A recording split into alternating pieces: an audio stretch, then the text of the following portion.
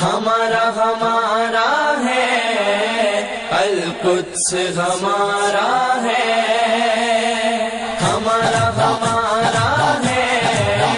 القدس، ہمارا ہے دل و جان سے پیارا ہے القدس، ہمارا ہے ہمارا ہمارا ہے القدس، ہمارا ہے۔ اعوذ باللہ من الشیطان الرجیم، بسم اللہ الرحمن الرحیم۔ رمضان المبارک اختتام پذیر ہے، اور رمضان المبارک کا جو آخری جمعۃ المبارک ہے وہ جمعۃ الوداع کے نام سے مشہور ہے، اور حضرت امام خمینی رحمۃ اللہ علیہ نے جمعۃ الوداع کو یوم القدس کا نام دیا ہے۔ آپ جانتے ہیں کہ گزشتہ کئی عشروں سے امت مسلمہ کا ایک انتہائی اہم مسئلہ فلسطین کا ہے کہ فلسطینیوں کو ان کی سرزمین سے بے دخل کر کے دنیا بھر کے صہیونیوں کو وہاں پر لا کر مغربی طاقتوں نے آباد کیا، اور فلسطینیوں کو اپنے ہی ملک کے اندر جو ہے تیسرے درجے کا شہری انہوں نے بنا دیا۔ اور اس کے بعد بھی اسرائیل باقاعدہ فلسطینیوں کے اوپر، مسلمانوں کے اوپر، اور خاص طور پر اس وقت اگر آپ دیکھیں تو غزہ کے لوگوں کے اوپر اپنے مظالم کو جاری رکھے ہوئے ہیں۔ تو امام خمینی رحمۃ اللہ علیہ کی اس دعوت پر پوری دنیا کے اندر سارے مظلوموں کی حمایت کرنے والے مسلمان آخری جمعۃ الوداع کو یوم القدس کے عنوان سے مناتے ہیں۔ تو آج ہم نے اسی سلسلے میں گفتگو کرنے کے لیے چند مہمانان گرامی کو دعوت دی ہے کہ وہ اس سلسلے میں آپ کے سامنے اس کی وضاحت پیش کریں گے۔ میں مہمانان گرامی کا سب سے پہلے آپ کے سامنے تعارف کرنا چاہوں گا۔ میرے ساتھ تشریف رکھتے ہیں جناب علامہ سید احمد اقبال رضوی صاحب، آپ ڈپٹی جنرل سیکرٹری ہیں مجلس وحدت المسلمین پاکستان کے، اور ان کے ساتھ تشریف رکھتے ہیں جناب پروفیسر ڈاکٹر زاہد علی زاہدی صاحب، آپ جامعہ کراچی شعبہ علوم اسلامی کے سب سے سینئر پروفیسر ہیں۔ علامہ صاحب، میں آپ سے اپنی گفتگو کا آغاز کرنا چاہوں گا۔ سب سے پہلے تو آپ ہمارے ناظرین کرام کی خدمت میں یہ بیان فرمائیں کہ فلسطینیوں کے اوپر مظالم کا آغاز کب ہوا، اور ناجائز اسرائیل کے وجود کو وہاں پر قائم کرنے کے لیے جو سازشیں کی گئیں اس کا جو تاریخی پس منظر ہے اس کے حوالے سے آپ تھوڑا سا آگاہ فرمائیے۔ بسم اللہ الرحمن الرحیم۔ شکر گزار ہوں آپ کا، ایک بہت اہم موضوع کے اوپر یہ پروگرام رکھا گیا ہے۔ ہم یوں کہہ سکتے ہیں کہ صہیونی جو قوتیں ہیں وہ شروع سے ہی اس بات کی تلاش میں تھیں کہ انہیں کوئی ایسا اقدام کرنے کا موقع ملے کہ جس سے وہ عالم اسلام کو کمزور کریں۔ فلسطین ایک ایسا ملک ہے کہ جو انبیاء کی سرزمین ہے اور انتہائی قدیمی سرزمین ہے۔ فلسطین کے بارے میں کہا جاتا ہے، جو تاریخ دان ہیں وہ یہ کہتے ہیں کہ یہ سب سے پہلا شہر جہاں پر آباد ہوا ہے وہ فلسطین ہے، ان دنیا کا جو سب سے پہلا شہر ہے، اور وہاں سے پھر شہروں کی آبادی جو ہے وہ شروع ہوئی ہے۔ اور فلسطین کے اندر جو سب سے پہلی، خود توریت کے مطابق بھی جو سب سے پہلی انسان یا قوم جو ہے وہاں پر گئی ہے وہ کنعانی ہے، اور یہ عرب تھے، عرب نژاد تھے۔ تو سب سے پہلی قوم جو جا کر فلسطین میں آباد ہوئی وہ عرب کنعانی تھے، اور یہ تاریخی شواہد کے لحاظ سے بھی ثابت ہے، اور جو آثار ملتے ہیں اس سے بھی ثابت ہے، اور خود توریت کی گواہی کے مطابق بھی یہ چیز ثابت ہے۔ لیکن یہودیوں نے فلسطین کے اوپر قبضہ کرنے کے لیے ایک بہانہ انہوں نے بنایا کہ چونکہ فلسطین پہلے یہودیوں کے قبضے میں تھا، عبرانی لوگوں کے قبضے میں تھا، تاریخی لحاظ سے جو انبیاء گزرے ہیں وہاں پر بنی اسرائیل کا قبضہ رہا ہے، لہٰذا آج فلسطین کے اوپر جو مسلمانوں کا قبضہ ہے وہ ہمارے لیے ناقابل قبول ہے، اور ہم فلسطین کو واپس لینا چاہتے ہیں۔ اور یہودیوں کے پاس چونکہ کوئی سرزمین نہیں ہے، لہٰذا بہترین جو ان کے لیے کوئی سلطنت ہو سکتی ہے وہ فلسطین کی زمین ہے۔ تو یہ نظریہ جو ہرتزل کے نام سے ایک برطانوی یہودی تھا اس نے دیا، اور اس نے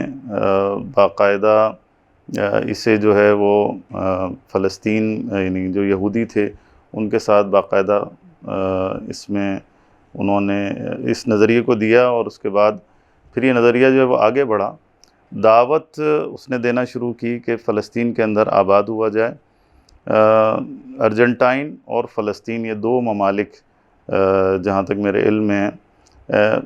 اس کے بارے میں کہا گیا کہ یہ دو سرزمین ایسی ہو سکتی ہیں کہ جہاں پر یہودی آباد ہو سکتے ہیں۔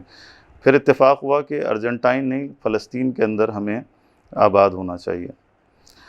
اس کے بعد پھر مختلف کانفرنسز ہونا شروع ہوئیں، اور برطانیہ نے باقاعدہ اس میں ان کو یہ خوف ہوا کہ یہودی جو ہیں وہ برطانیہ میں آ کر آباد نہ ہو جائیں، لہٰذا انہوں نے فلسطین کو ہی فوکس کر کے وہاں یہودیوں کو سپورٹ کرنا، صہیونیوں کو سپورٹ کرنا شروع کی۔ اور پھر ایک اعلامیہ یا اعلان جو ہے بلفور کے نام سے، جو برطانیہ کا اس وقت جو غالباً کوئی وزیر تھا، اس نے یہ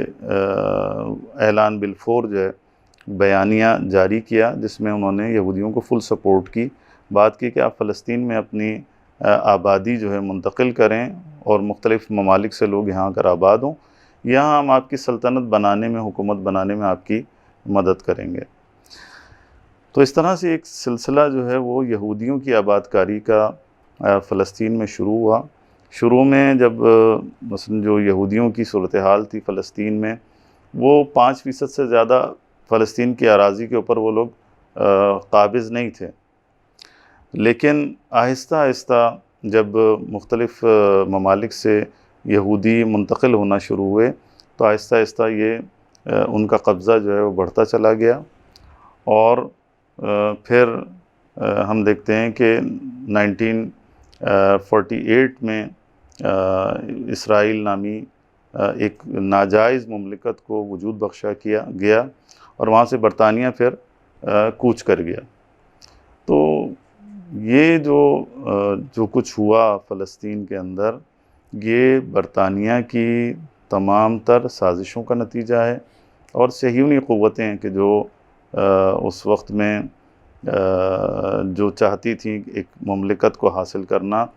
اور ان کے لیے ایک بہترین موقع جو تھا وہ فلسطین تھا، چونکہ فلسطین اس زمانے میں سلطنت عثمانیہ کے بعد خصوصاً بہت زیادہ علاقے کے اندر مسلمانوں کا وہ ہولڈ اور وہ توانائی نہیں تھی، لہٰذا انہوں نے فائدہ اٹھایا اور وہاں پر اس ناجائز مملکت کی بنیاد رکھی۔ جی جی، آپ نے ابھی یہ فرمایا کہ جو وہاں پر انبیاء کرام کی سرزمین تھی، تو اس کے حوالے سے ایک اور پھر سوال ذہن میں آ جاتا ہے۔ آج کل بھی کچھ روشن خیال افراد مسلمانوں میں بھی ایسے ہیں کہ جو یہ دعویٰ کرتے ہیں کہ جب یہ انبیاء کرام کی سرزمین تھی، اور خاص طور پر بنی اسرائیل کے جو انبیاء کرام ہیں، حضرت موسیٰ علیہ السلام اور ان سے پہلے حضرت یعقوب علیہ السلام، وہ اسی سرزمین کے اندر رہے، تو یہودی بھی وہاں پر رہتے رہے ہیں تاریخی طور پر،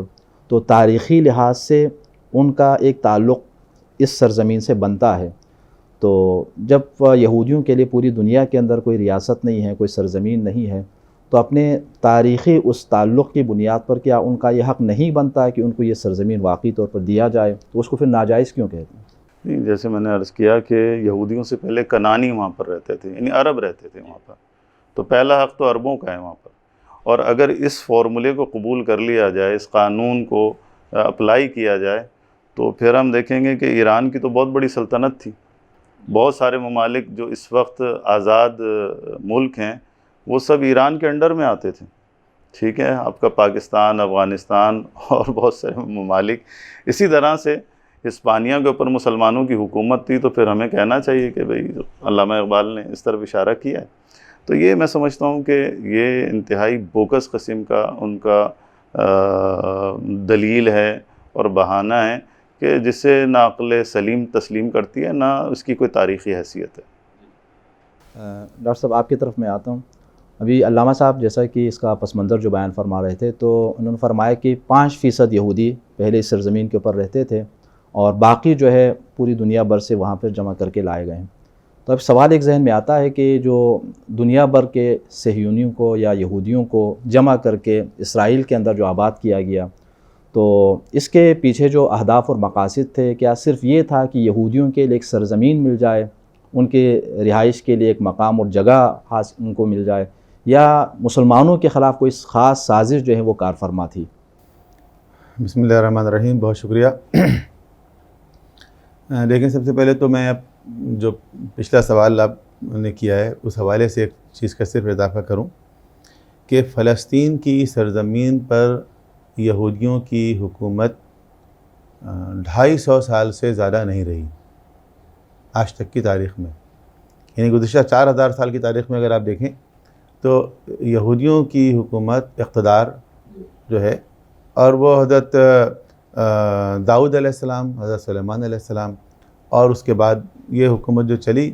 یہ 250 سال چلی مشکل سے، اور اس کے بعد یہودیوں کو وہاں سے نکال باہر کیا گیا۔ رومن امپائر کا جب قبضہ ہوا، یہودیوں کو وہاں سے دربدر کر دیا گیا۔ اس کے بعد اس خطے میں یہودی کبھی نہیں رہے، ایون مسلمانوں نے، اور 1200 سال اسلامی حکومت وہاں پہ رہی ہے۔ جی میں اس طرف آ رہا ہوں کہ مسلمانوں نے جو فلسطین حاصل کیا تھا نا، یہ بھی ایک اہم بات ہے کہ مسلمانوں نے جو حضرت عمر کے دور میں فلسطین کو حاصل کیا تو یہودیوں سے نہیں لیا تھا، وہ مسیحیوں سے لیا تھا انہوں نے۔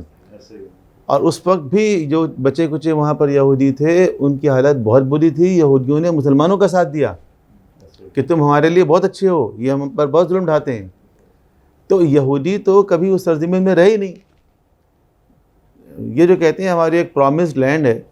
تو میں بھی کوئی پرامسڈ لینڈ ان کی کتابوں کے مطابق ہو، لیکن جغرافیکلی ہسٹوریکلی یہودیوں کی سرزمین یہ کبھی رہی نہیں، ٹھیک ہے، یہ باہر سے آ کر آباد ہوئے۔ اب آپ کہ اس سوال کی طرف آتے ہیں کہ کیا اس کے پیچھے کوئی عالم اسلام کے خلاف سازش ہے؟ چلیں اگر آپ سازش والی تھیوری کو ایک سائڈ پہ بھی رکھ دیں، پھر بھی جیسا مولانا بیان کر رہے تھے نا کہ جب یہ آئیڈیا آیا ان کے ذہن میں 100 سال پہلے کہ ایک ریاست ہونی چاہیے، ہم لوگ ایک ایسی قوم ہے، اے نیشن وداؤٹ لینڈ، تو جی ہمیں کوئی جگہ ملنی چاہیے، تو ان کے پاس کئی آپشنز تھے، اور ان میں سے ایک آپشن امریکہ بھی تھا، امریکہ کے خطے بھی تھے۔ تو ان سب لوگوں نے، امریکہ بھی نیا نیا ایمرج ہو رہا تھا سیکنڈ ورلڈ وار کے بعد، تو اس وقت فرسٹ ورلڈ وار اور سیکنڈ ورلڈ وار میں جو لوگ زیادہ انوالو تھے، برطانیہ ہو یا جرمنی ہو یا فرانس ہو یا اسپین ہو، ان سب لوگوں کا اپنا مفاد اس میں تھا کہ یہودیوں کے یہاں سے نکالو اور کہیں اور لے جا کے آباد کرو، جان ہماری چھوٹے ان سے،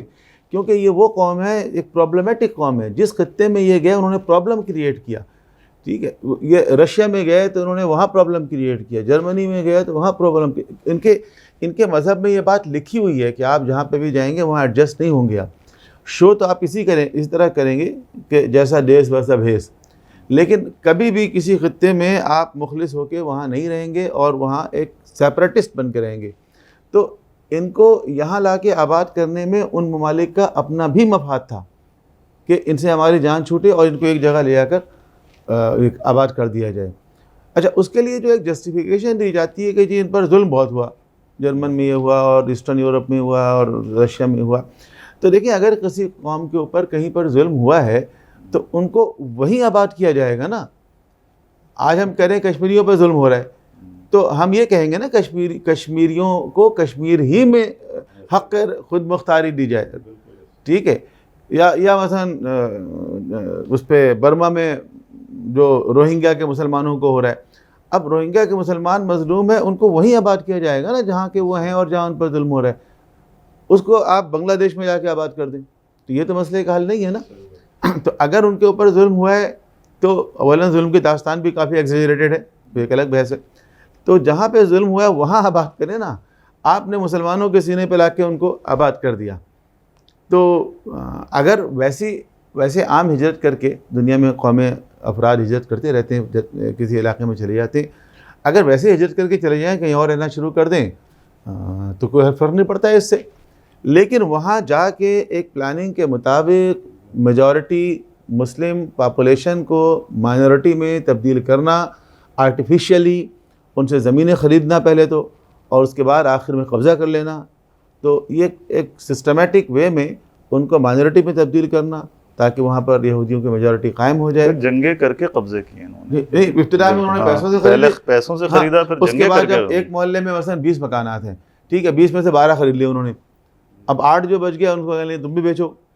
ان کو اونے پونے لیا، آخر میں 2 رہ گئے، وہ کہہ رہے ہم نہیں بیچیں گے، انہوں نے کہا کیسے نہیں بیچو گے تم، ٹھیک ہے۔ تو اس طرح آہستہ آہستہ انہوں نے اس سرزمین پر قبضہ کیا۔ تو یہ باقاعدہ ایک پلاننگ کے تحت، یہودیت تو ایک مذہب ہے، اصل تو صہیونیت ہے، Zionism which is a movement جس کا مقصد ہی یہی ہے، اور وہ صرف وہاں پر نہیں رہیں گے، ان کے اہداف اور ہیں، ان کا وسیع جو توسیع پسندانہ عزائم ہیں، اس کے اندر مدینہ منورہ بھی شامل ہے، اس کو بھی اپنے قبضے میں شامل کرنا چاہ رہے ہیں۔ وہ جو ان کا ایک نقشہ ہے جو نیل سے فرات، پرنٹڈ ہے، دنیا کے اخبارات میں چھپا ہے، وہ ہندوستان ٹائمز میں چھپا ہے ایک زمانے میں، اس کے اندر مدینہ بھی شامل ہے۔ اچھا علامہ صاحب، یہاں پہ ایک سوال پیدا ہوتا ہے کہ جب مسئلہ فلسطین پیدا ہوا شروع میں، تو ابتدائی طور پر مثلا مسلمان ممالک کی جانب سے ایک رد عمل سامنے آیا،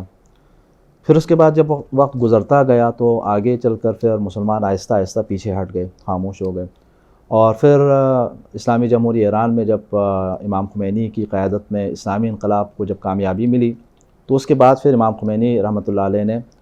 اس دن کو عالمی سطح پر منانے کا اعلان کیا، اور سال میں یہ جمعۃ الوداع کو۔ اس میں امام خمینی رحمۃ اللہ علیہ کا ایک جملہ ہمیں ملتا ہے کہ آپ نے اس دن کے حوالے سے فرمایا کہ یوم القدس یوم اسلام ہے،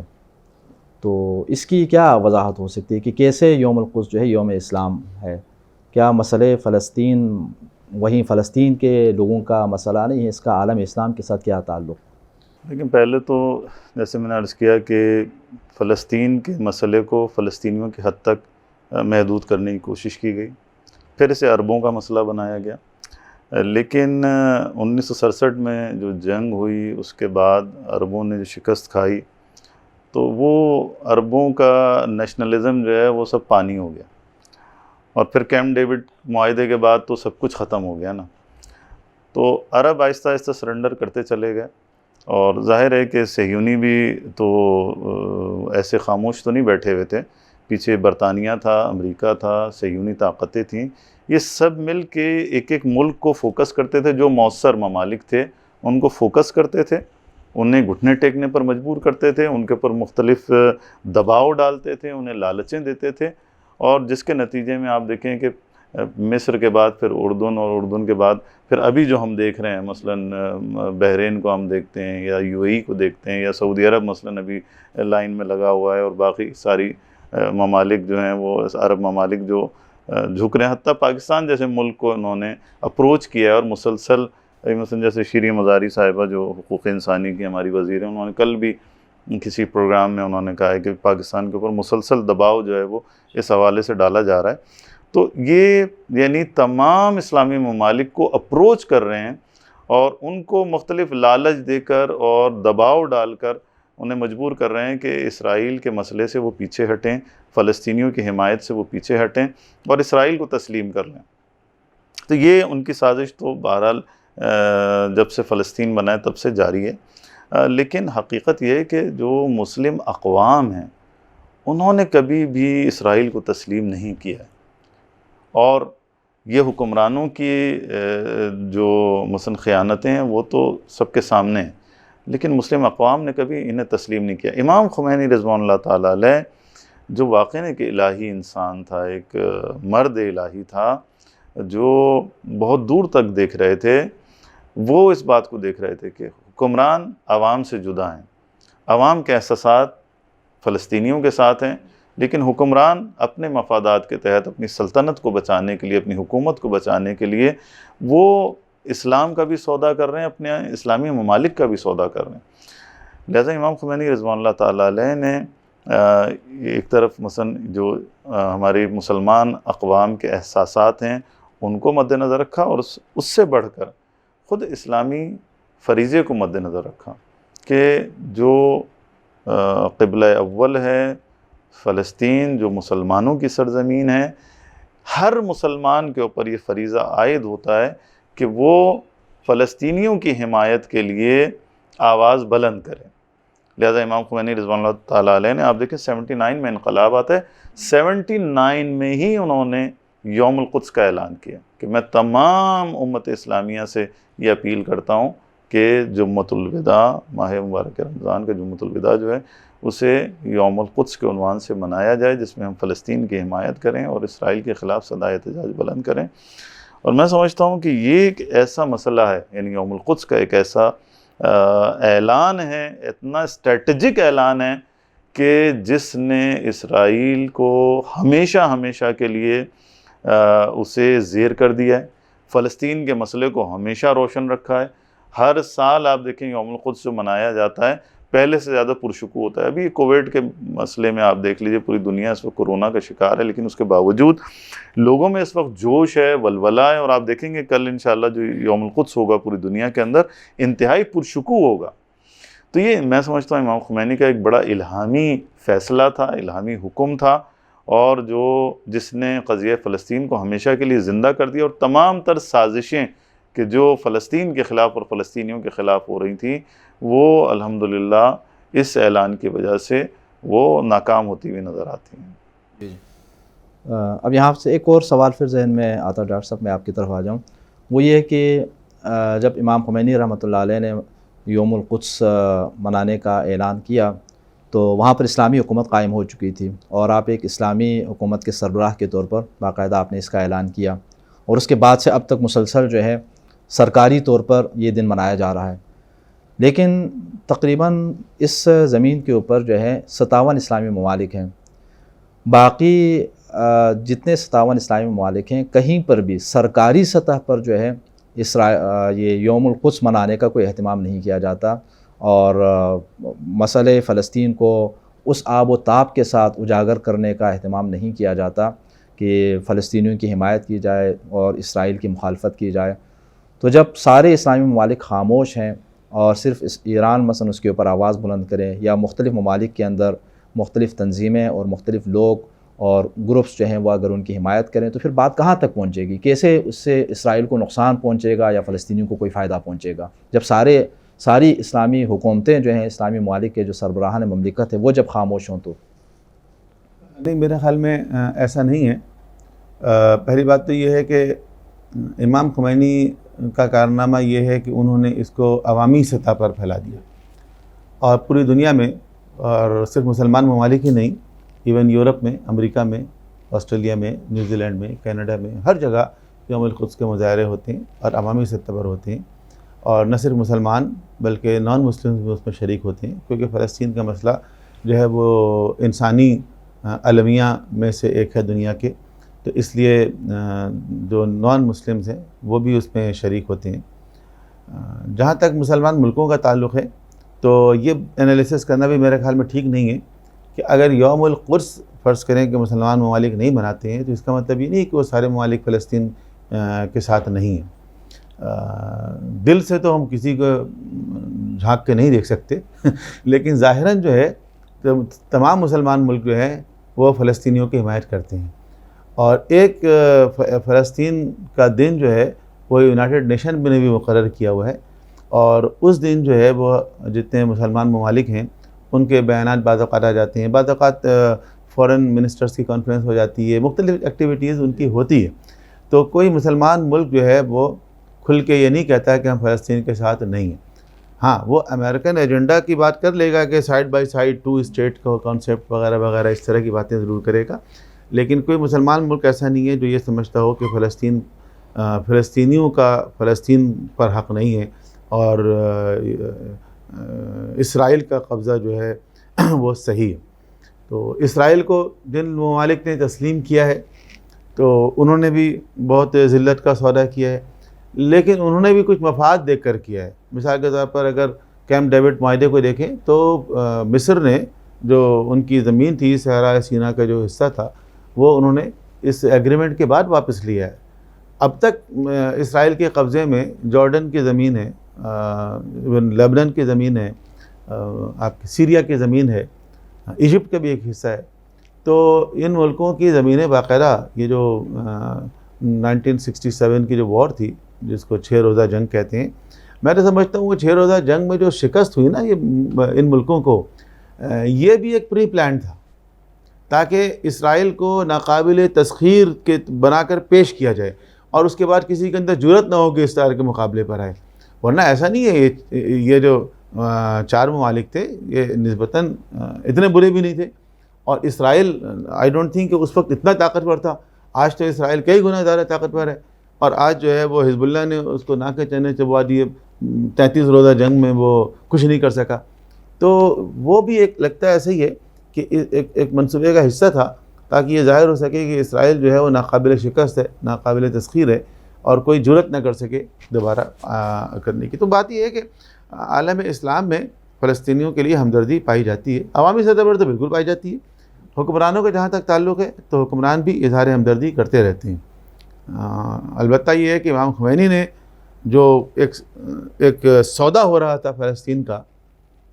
ڈائلاگ کے نام پر مختلف انداز سے،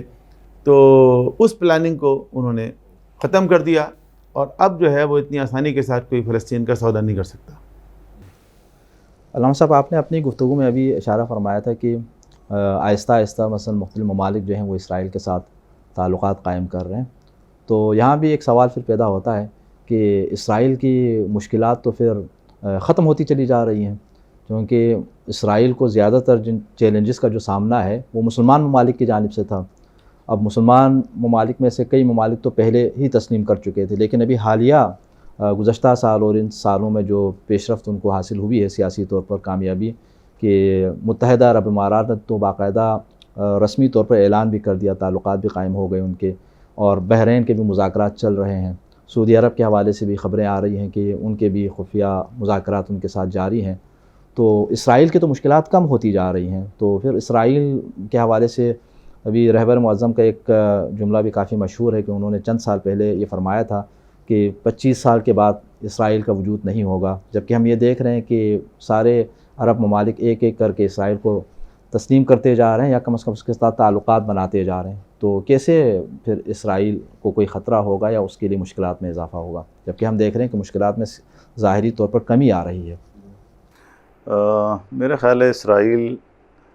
اس وقت جن مشکل حالات سے گزر رہا ہے شاید پوری تاریخ میں اتنی مشکل حالات سے نہیں گزرا ہے. وہ اسرائیل جو نیل سے فرات تک کا دعویٰ کرتا تھا اور کہتے تھے کہ جہاں اسرائیلی فوجی قدم رکھ دیتا ہے وہاں اسرائیل ہوتا ہے،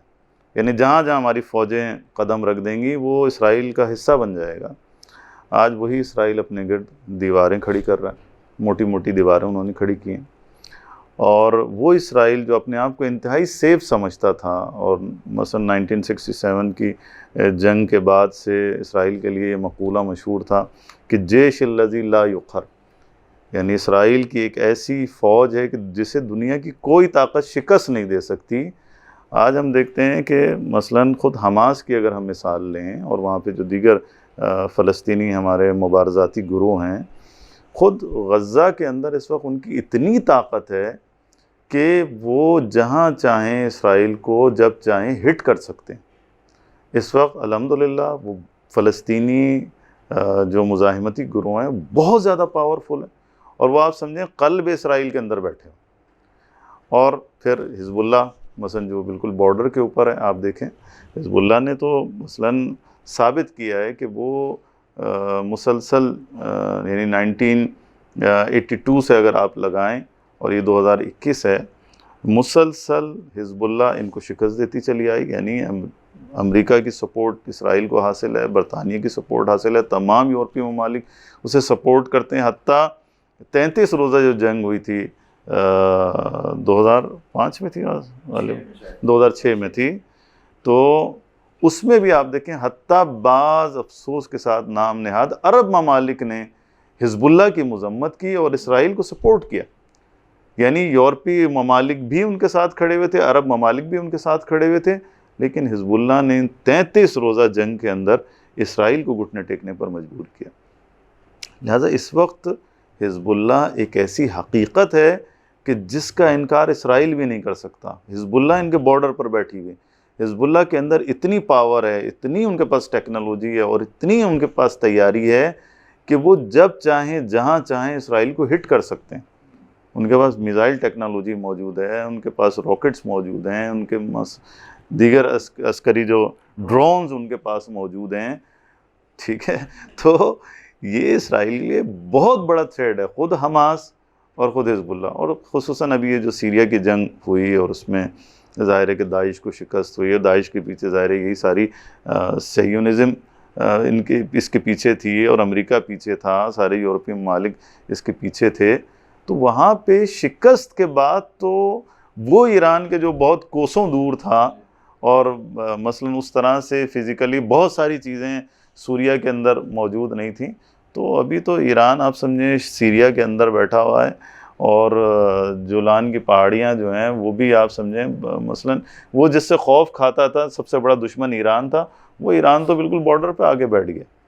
تو اس وقت تو اسرائیل شدید خطرات سے دوچار ہے. اور نہ صرف اسرائیل بلکہ اسرائیل کا جو ابا جان ہے امریکہ اور جو دنیا کا پولیس مین بنا پھرتا تھا، آج آپ دیکھ لیں ساری دنیا تسلیم کر رہی ہے کہ امریکہ نو مور سپر پاور، یعنی جو سب سے بڑا سپورٹر تھا اسرائیل کا، اس وقت وہ افغانستان سے انخلا کر رہا ہے، وہ عراق سے انخلا کر رہا ہے، وہ خطے سے انخلا کر رہا ہے. وہ امریکہ اب سپر پاور نہیں رہا، وہ خود بھی اس بات کو باور کرتے ہیں. لہٰذا اس وقت جو صورتحال ہے، میں سمجھتا ہوں یمن کی جو جنگ ہے آپ کے سامنے ہے، وہ 42 ممالک کی کاغذی فوج وہ کہاں گئی اس کی، یعنی یہ آپ دیکھیں نا سعودی عرب کو اور یو اے ای کو کس نے دھکیلا اس جنگ کے اندر؟ امریکہ نے دھکیلا. صہیونی طاقتیں تھی پیچھے، لیکن الحمدللہ ہم دیکھتے ہیں کہ مثلا اس 6 سالہ جنگ کے اندر یمنیوں نے الحمدللہ پے در پے فتح پائی ہے. اس وقت ان کے ڈرون، ان کے راکٹ جو ہیں وہ مثلا جہاں چاہیں وہ پھینک سکتے ہیں. یو اے ای ان کے نشانے پر ہے، سعودی عرب کی آئل ریفائنریز ان کے نشانے پر ہیں، اور اس وقت سعودی عرب اور یو اے ای جان چھڑوانا چاہتے ہیں اس جنگ سے کہ کسی طرح سے فیس سیونگ ہو اور وہ اس سے جان چھڑوائیں. تو میں سمجھتا ہوں کہ اگر صحیح تجزیہ و تحلیل کیا جائے تو اس وقت خود امریکہ اور خود اسرائیل اس وقت شدید ترین مشکلات کا شکار ہیں. اس وقت وہ دوسروں کا محاصرہ کرتے ہیں، وہ خود محاصرے میں آ چکے ہیں. اس وقت وہ جسے کہتے ہیں قرآن کی آیت ہے مکر و مکر اللہ واللہ خیر الماکرین، انہوں نے جو مکر و فریب کیا، دنیا کے خلاف سازش کی، انسانیت کے خلاف سازش کی، اس وقت وہ سب کچھ الٹا ہو چکا ہے. تو میں سمجھتا ہوں کہ اسرائیل اس وقت سب سے خطرناک پوزیشن میں، سب سے کمزور پوزیشن میں، اور مقاومت اور مزاحمت جو اسرائیل اور امریکہ کے خلاف وہ بہت اسٹرانگ پوزیشن ہے.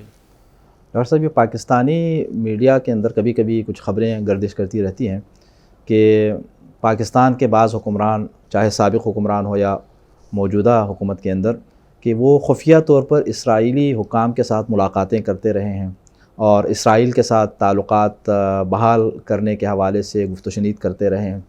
اور جس طرح ابھی بھی علامہ صاحب فرما رہے تھے کہ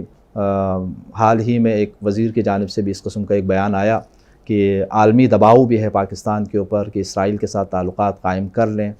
تو کیا ایسا ممکن ہے کہ پاکستان جو ہے وہ اپنی پالیسی تبدیل کر دیں اور اسرائیل کو تسلیم کر لے یا اس کے ساتھ تعلقات بحال کرنے کے اوپر تیار ہوں، جبکہ پاکستانی قوم کا مزاج یہ ہے کہ وہ اسرائیل کو تسلیم کرنے کے لیے تیار نہیں ہے؟ دیکھیے، پاکستان کی جو خارجہ پالیسی ہے وہ شروع ہی سے اسرائیل کے خلاف ہے. قائد اعظم محمد علی جناح نے بھی جب اسرائیل وجود میں آیا تھا تو اس کی سخت مخالفت کی انہوں نے، اور اس وقت بھی انہوں نے اس کو ناجائز ریاست ایک قرار دیا تھا. تو پاکستان کی خارجہ پالیسی اصولی طور پر تو انہی خطوط پہ چل رہی ہے. ٹھیک ہے، لیکن یہ بات ٹھیک ہے کہ ہر دور میں ایک پریشر بھی رہا ہے اور آج وہ پریشر موجود ہے. اور آپ جو بات کر رہے تھے نا اسرائیل کے مسائل حل ہو رہے ہیں، تو اسرائیل کو پاکستان سے دوستی کرنے کی ضرورت کیا ہے؟ پاکستان کا تو کوئی بارڈر بھی نہیں رکھتا، نہ کوئی کانفلکٹ ہے، نہ کوئی ایکسپورٹ امپورٹ ہے. کوئی اسرائیل کوئی ایسا ملک ہے جس سے ہمیں کچھ بہت امپورٹ کرنا ہو یا ہمیں کچھ ایکسپورٹ کرنا ہو. تو اصل میں اسرائیل کو ہمدرد چاہیے دنیا میں، چونکہ وہ تنہا ہوتا چلا جا رہا ہے، تو اس لیے اس کو ہمدرد چاہیے، اس لیے وہ پاکستان سے دوستی کرنا چاہتے ہیں. حالانکہ انڈیا سے اس کے تعلقات آلریڈی بہت اچھے ہیں، اور انڈیا اور پاکستان کے کانفلکٹ کے تناظر میں دیکھا جائے تو اسرائیل سے پاکستان کے تعلقات بہت مثالی ہو نہیں سکتے کبھی. ٹھیک ہے نا. لیکن یہ بات ٹھیک ہے کہ پریشر رہا ہے. مشرف کے دور میں ایک ہمارے وزیر خارجہ تھے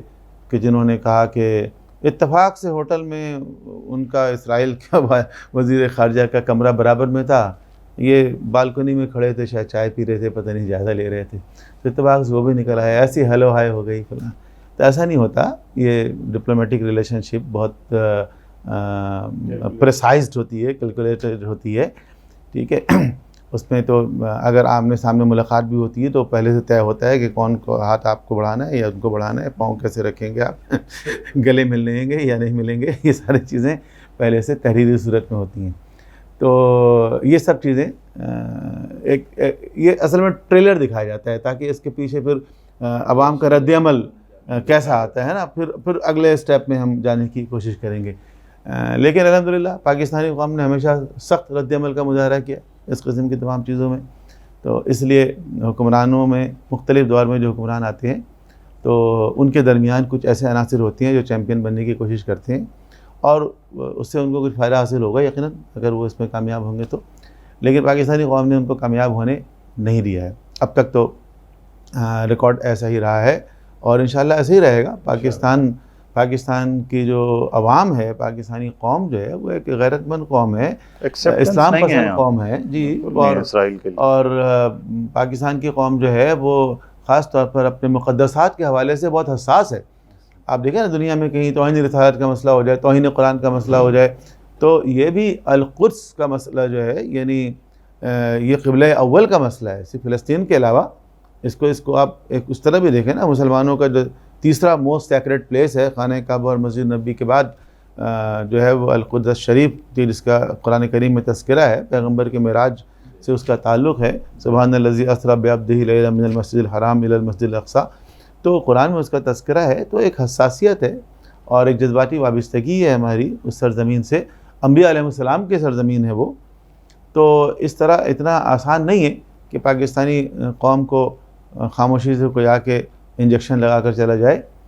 کوشش کر رہے ہیں لوگ, یہ بات بالکل صحیح ہے, اور ہمیشہ پریشر رہا ہے, یہ بات بھی ٹھیک ہے. لیکن پاکستانی عوام اتنی آسانی پرائم منسٹر صاحب نے بڑے واضح الفاظ میں, ہاں پرائم منسٹر صاحب بھی, ہر پرائم منسٹر کہتے رہتے ہیں, لیکن وہ بھی دیکھتے ہیں ریئیکشن. جب دیکھتے ہیں کہ ایک دم سخت ریئیکشن آیا تو کہتے ہیں نہیں بالکل ہم تو قائد اعظم کے راستے پہ چل رہے ہیں. لیکن ساتھ ساتھ کچھ لوگ ایسے ہوتے ہیں وہ کہتے ہیں بھئی فارن پالیسی میں کوئی چیز حرف آخر نہیں ہے, کسی قوم کی دوستی اور دشمنی حتمی نہیں ہوتی. تو اس لیے آج کوئی ہمارا دوست ہے اور دشمن ہے تو کل, آج دشمن ہے کل دوست ہو جائے گا, کوئی دوست ہے وہ دشمن ہو جائے گا. تو قومیں اپنے اپنے مفادات کے مطابق اپنی پالیسی وضع کرتی ہیں. تو دیکھیں یہ بات جو ہے وہ ایک قاعدے کے مطابق ٹھیک ہے کہ قومیں اپنے مفادات کے مطابق اپنی پالیسی وضع کرتی ہیں, لیکن وہ قوم, وہ ریاست جو نظریاتی ہوتی ہے نا, وہ صرف مفادات کو نہیں دیکھتی, وہ اپنی آئیڈیالوجی کو بھی دیکھتی ہیں. تو پاکستان کا معاملہ صرف یہ نہیں ہے کہ ہم صرف مفادات کو دیکھیں گے کہ ہمارا فائدہ اسرائیل کی دوستی میں ہے یا دشمنی میں ہے. نہیں, پاکستان جو ہے ایک نظریاتی ریاست ہے, تو اس کو اپنے نظریات کو سب سے پہلے رکھنا پڑے گا. تو اگر ہمارے نظریات سے وہ چیز متصادم ہوگی کہ ہم صہیونیت کو قبول کریں, تو ظاہر ہے ہم کیوں قبول کریں گے اس کو. علامہ صاحب یہاں پہ آپ نے جو پہلے گفتگو فرمائے اس سے ایک اور سوال ذہن میں آتا ہے, وہ یہ ہے کہ اس وقت ہم دیکھتے ہیں کہ پوری دنیا کے اندر چاہے امریکہ ہو یا یورپین ممالک ہوں, مغربی جتنے بھی ممالک ہیں, وہ کھل کر اسرائیل کی سرکاری سطح پر حمایت کرتے ہیں اور اس کو سپورٹ بھی کرتے ہیں. جبکہ دوسری جانب ہمارے جو اسلامی ممالک ہیں, تو مسلم جو حکومتیں ہیں, اسلامی جو ریاستیں ہیں, ریاستی سطح پر فلسطینیوں کی اس طرح کھل کر حمایت نہیں کرتے یا اسرائیل کی کھل کر مخالفت نہیں کرتے. تو وہ ظالم اسرائیل کی کھل کر حمایت کر رہے ہیں اور ہم مظلوم فلسطینیوں کی کھل کر حمایت نہیں کر رہے سرکاری سطح پر. تو کیا آپ اس کے بارے میں فرمائیں گے؟ دیکھیں وہی بات ہے کہ کاش ہمارے مسلمان اسلام پر عمل کرتے. مسلمان ہونا اور ہے, اور اسلام اور چیز ہے اور مسلمان اور چیز. ضروری نہیں کہ ہر مسلمان جو ہے اسلام پر عمل کرے, اور یہ خالی مسلمانوں میں نہیں, ہر تمام ادیان کا یہی مسئلہ ہے کہ یعنی وہ اس دین کے ماننے والے ہوتے ہیں لیکن دین پر عمل نہیں کرتے. چونکہ جس گھر میں پیدا ہوئے ہیں وہ یہودی گھر تھا یا مسلمان گھر تھا یا عیسائی گھر تھا, لہٰذا وہ کہلاتے مسلمان، یہودی، عیسائی ہیں، لیکن وہ اس پر عمل نہیں کرتے۔ تو ہمارے جو حکمران ہیں ان کا بھی مسئلہ یہ ہے کہ گو کہ وہ مسلمان ہیں لیکن سوچ ان کی لبرل ہے، سیکولر سوچ ہے۔ لہٰذا جیسے ڈاکٹر زاہدی صاحب نے بھی کہا کہ وہ مثلاً ان کی جو تھنکنگ بنتی ہے، جہاں سے وہ پل کے آتے ہیں، بڑھ کے آتے ہیں، پڑھ کے آتے ہیں، وہ برطانیہ کی یونیورسٹیز کے اندر پڑھتے ہیں، وہیں بعض دفعہ وہیں جوان ہوتے ہیں، وہیں ان کی سوچ بنتی ہے، وہیں ان کی ٹریننگز ہوتی ہیں۔ تو افسوس کے ساتھ پھر وہی سوچ لے کر وہ اپنے ممالک کے اندر آتے ہیں۔ تو میں سمجھتا ہوں کہ ان کے اندر اگر فلسطینیوں کی حمایت کا جذبہ موجود نہیں ہے، یا بعض ممالک نے بالکل یو ٹرن لیا ہے فلسطین کے مسئلے پر، تو اس کی بنیادی وجہ ان کی وہ لبرل سوچ ہے، اور وہ ان کی تربیت کا اثر ہے، جو بچپنے سے وہ برطانیہ اور امریکہ کے اندر جو ان کی پرورش ہوتی رہی یہودی سوچ کے تحت، اور مثلاً جو استکباری ان کی ٹریننگ کی جاتی رہی ہے، تو وہ اسی کا شاخسانہ ہے۔ تو بہرحال اس سے کوئی فرق نہیں پڑتا، یہ ایک مبارزہ ہے، یہ ایک جنگ ہے، اور ایسا ہوتا رہا ہے۔ تاریخ اسلام بھری پڑی ہے، منافقوں سے بھی بھری پڑی ہے، اور جنہوں نے خیانتیں کی عالم اسلام کے ساتھ، پوری تاریخ کے اندر یہ چیزیں رہی ہیں۔ لیکن کیا حق کا چراغ بجھ گیا؟ کیا حق کی صدا ختم ہو گئی؟ نہیں، الحمدللہ آج بھی اللہ کا شکر ہے کہ اس ٹیکنالوجی کے زمانے میں تمام تر سازشوں کے باوجود آپ دیکھیں قرآن سوزی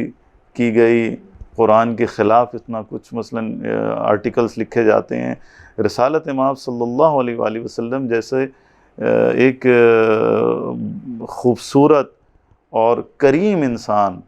اور جو اعلیٰ اخلاق کا نمونہ ہے، ان کے بارے میں کیا کچھ نہیں کہا جا رہا اور کیا کچھ نہیں لکھا جا رہا، اور مثلا کیا کچھ توہین نہیں ہو رہی، اسلام کا کس طرح سے مذاق اڑایا جا رہا ہے۔ تو کیا اسلام پھیلنے سے رک گیا ہے؟